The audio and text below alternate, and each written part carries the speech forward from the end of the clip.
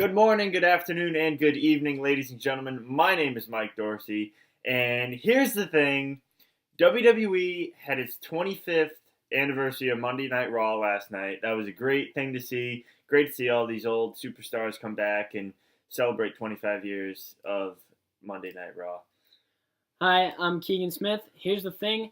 The Isaiah Thomas Paul Pierce situation has gotten settled, even though I don't even think Isaiah needs a tribute video in the first place.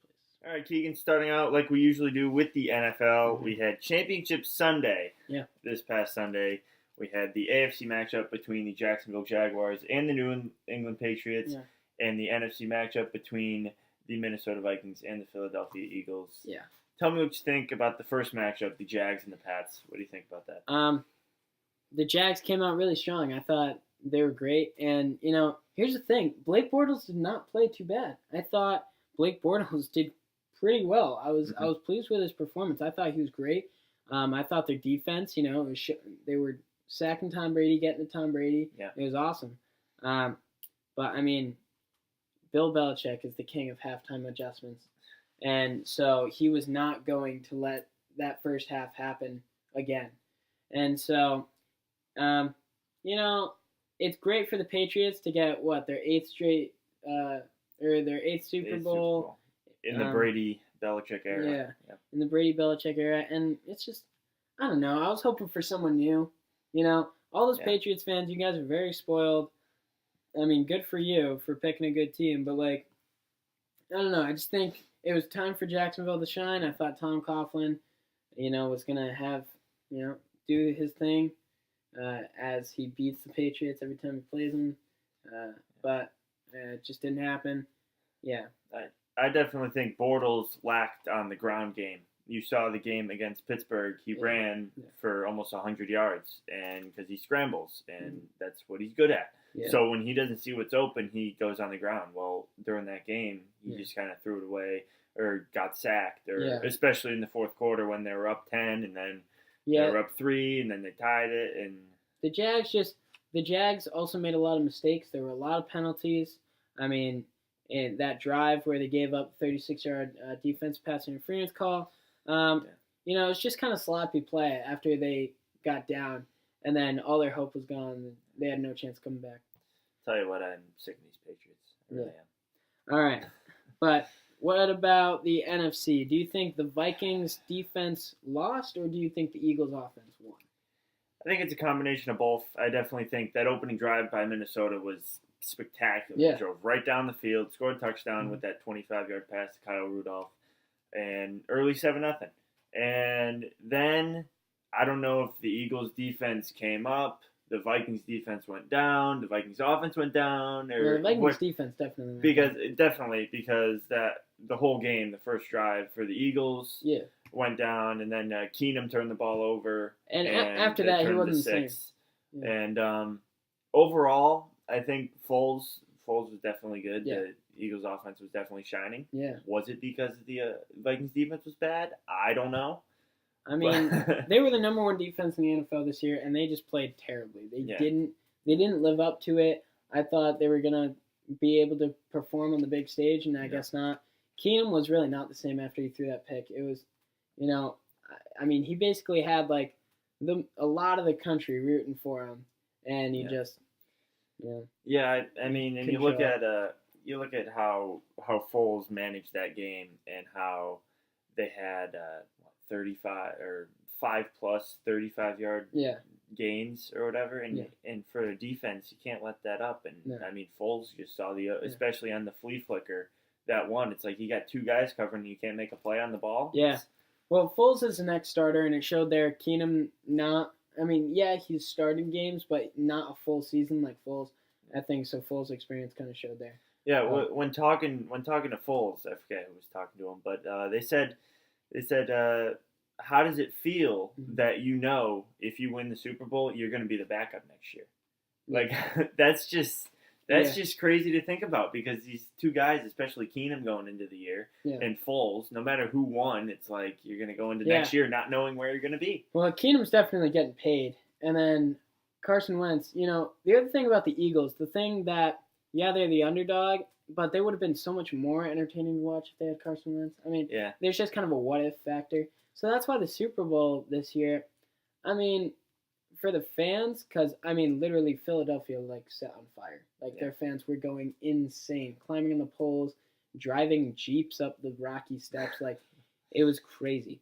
But I think for the fans, it's great. But I think for just football fans, I mean, it's not really the matchup you were wanting. Yeah. You know, Brady and Foles in Minnesota with all the other options you could add. You could add Keenum in Minnesota on the home turf. Yeah, you know? especially since the 3 of the 4 teams never been to the Super Bowl, or never won a Super Bowl before, and Brady's won 5 of them, and he's in the Super Bowl, and clearly a lot of people didn't want to see this matchup happen.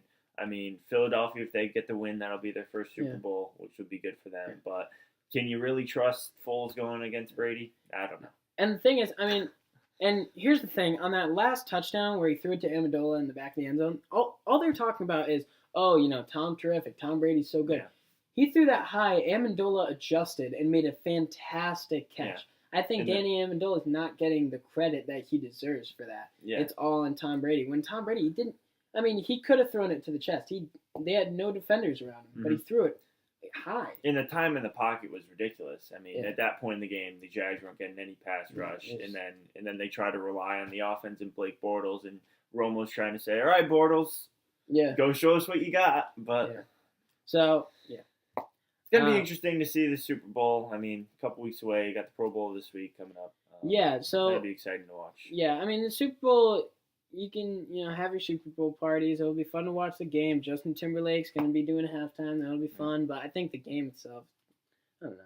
Yeah. It's not going to be the best nearly. Yeah. All right, Keegan. So Super Bowl, it'll be interesting to watch that in a couple weeks. Got the Pro Bowl next week, as I mentioned. But moving into the NBA now, we got the Cleveland Cavaliers and their struggles. Can they turn around the season? I think maybe they could turn around, but they're not doing anything in the positive until they find their team chemistry. The other day they held a meeting. Everyone thought they accused Kevin Love of playing sick and then leaving the game early, which, I mean, is it true, is it not? Who knows? You have Isaiah Thomas saying that in Boston last year they played better defense and they cared more. You know, you have LeBron James yelling at people on the court. It's really a train wreck. They lost 9 of their last 12, gave up 148 points to the Thunder, over 70 points to, the OK3 of Westbrook, Melo, and Paul George. Yeah. And then 133 to the Toronto Raptors. The Raptors are a good team, but, I mean, 133 points, you just can't give that away. The Cavs, I think they're not going to make it to the Eastern Conference Finals. I think the Eastern Conference Finals, you're either going to see the Celtics or the Raptors. Both are playing exceptionally well. You have in Toronto, DeMar DeRozan's killing it. And then Kyle Lowry even. You have these good players, and I think the Cavs, they're just too, I don't know, there are too many superstars. When you have that many big names, you can't really work together. Yeah, especially like you mentioned how almost putting the blame on everyone else, and then starting to a big fight, and it never goes well, especially in a team when you're trying to have that chemistry and trying to get things done, and you just can't because everyone's blaming each other, no one's on the same page, and you got to get out there and win games, but you can't give up those point margins to those teams and expect to win. And historically, now is the time for LeBron to start asking the management, I need new players, I need new guys, because he basically, I mean, they just kind of let him do whatever he wants, which, I mean, he's a player, and I think people lose sight of that. Yeah. He's not a coach. He's a player. He should be treated as such. But moving into our third and final segment of the week, we're going to talk some NHL, National Hockey League. So the Colorado Avalanche, they're on fire. Mike, what happened between last year and this year? Last year, I mean, they were last in almost every category. Yeah. They were horrible. They gave up 10. They got shut out 10-0 to Capitals, I think, last year, something like that. This year, we're going places. 10-game winning streak. That's their second longest in franchise history. Set back in 1999 when they won 12 straight. They beat the Toronto Maple Leafs 4-2 last night, and I mean, they're on fire. You look at Bernier in goal. I mean, he's yeah, I mean, in the Rangers game, what was it, on Saturday? Yeah, on Saturday. Yep. In the Rangers game, I mean, they could not find a hole to score in. I mean, they scored one goal, and they could not get a second. They couldn't get a third. Bernier was just a brick wall. I mean, he's ginormous. He's like 6'6". And granted, the Rangers are not playing well. They cannot find the slot. They can't, they're bad at handling the puck, and their defense is awful.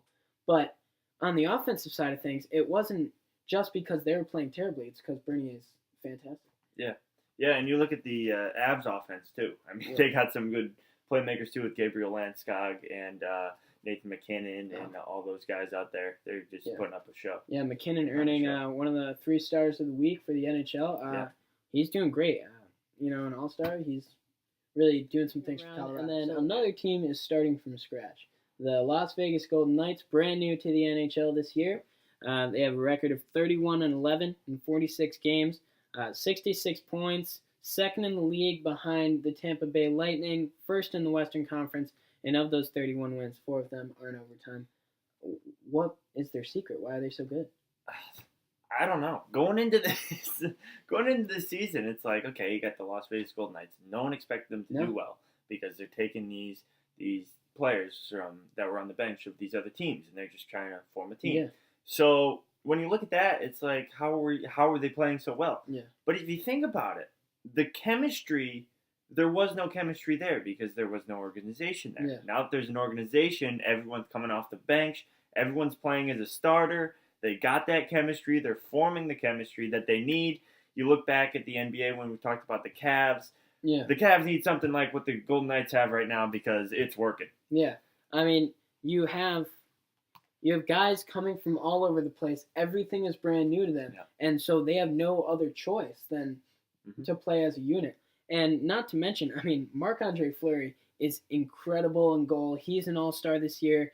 Forward James Neal is an all-star. And the coach, Gerard Gallant, selected as an all-star coach because what he's been able to do with this team is incredible. They're playing together. I mean, they're excited. Las Vegas loves the Golden Knights. Yeah. It's incredible. It's unprecedented. This has never happened before. A blow-up like this and an expansion team be so good. Yeah. But, I mean, do they have a chance at the Cup? I'd say it's too early to say. I don't know if what's going to happen, especially moving forward. But, I mean, you look at Las Vegas, and you don't expect the hockey team to be there, and now there is one. So, I don't know about you, but I would want to go see these guys play. These guys are incredible. Yeah, definitely. So, we'll look out for the Knights in the playoffs when they come. But, I mean, we haven't even hit the All-Star break. Yeah, exactly. So, we'll see, if the Rangers can turn around, if the Avs stay hot, if, Vegas stays where they're going. And, things could fall apart quickly with any sports team. Yeah. So, you never know. That's the beauty of sports. You can't tell. Yep. All right, that's it for us here at Here's the Thing Sports. Hope you enjoyed this video. We want to hear from you, so comment, leave your feedback. We love it. Thanks for watching, and enjoy your week.